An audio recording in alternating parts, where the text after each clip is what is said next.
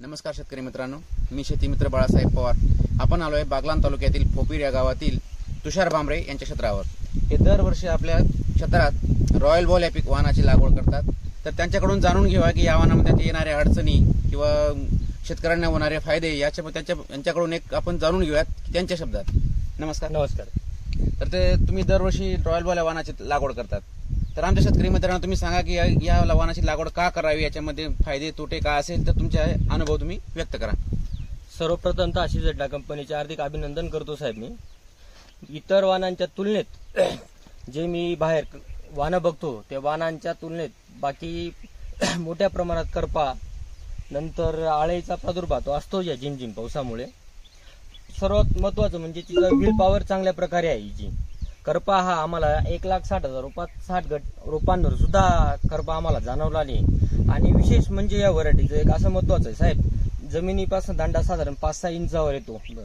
5-6 inch आल्या असल्यामुळे घाण्या रोग हा येतच नाही जवळपास. आता तुम्ही हा माल दिलाय? हो. कुठल्या हा आपला जयपूरचा व्यापारी आहे. काय रेट दिला? हा 21 रुपये रेटने दिलेला आहे. 21 रुपये रेट यांनी दिला. आणि तुम्हाला काय ॲव्हरेज काय अंदाज कसा वाटतो? कारण की आम्ही या वर्षी ऐकतो की ॲव्हरेज थोडं कमी बसतंय बुवा. तुम्हाला एकंदरीत काय वाटतंय? साहेब मला बी असाच गैरसमज होता की या वर्षी ॲव्हरेज कमी बसेल बुवा. आणि प्रत्यक्षात आज सकाळी आपल्या हार्वेस्टिंग चालू असताना त्या माणसांचं म्हणणं होतं की बुवा 30 किलोची गोण आली पाहिजे, साधारण 31 किलो. ती आपली गोण उतरली 34 किलो ॲव्हरेज बसलं गोणीचं. तर चांगला ॲव्हरेज आहे एकंदरीत बाकीच्या वाहनांच्या तुलनेत.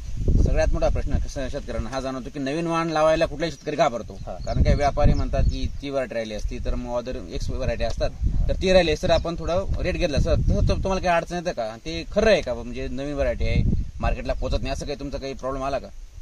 साहेब मला तर काही लोकांचं काही समजत नाही. मागच्या वर्षी पण हीच व्हरायटी आपली जयपूरमध्ये त्या व्यापाऱ्याचं म्हणणं होतं की मी 25 वर्षापासून मार्केटात आहे, ही गाडी अर्धा तासात खाली होऊन गेली. असा माल काय आपल्याला बघितला मिळाला नाही. तर त्याच व्यापाऱ्याने यावर्षी सुद्धा आपला माल घेतलेला आहे.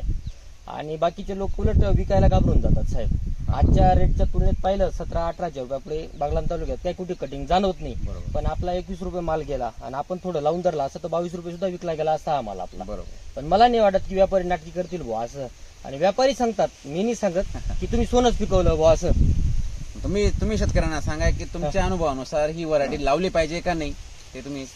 साहेब मी व्यापाऱ्यांचा विषय सोडा तुम्ही बाजूला, पण शेतकरी या नात्याने हीच व्हरायटी आपल्याला आजच्या काळात योग्य आहे. कमी खर्चात चांगलं उत्पन्न देते पहिली गोष्ट.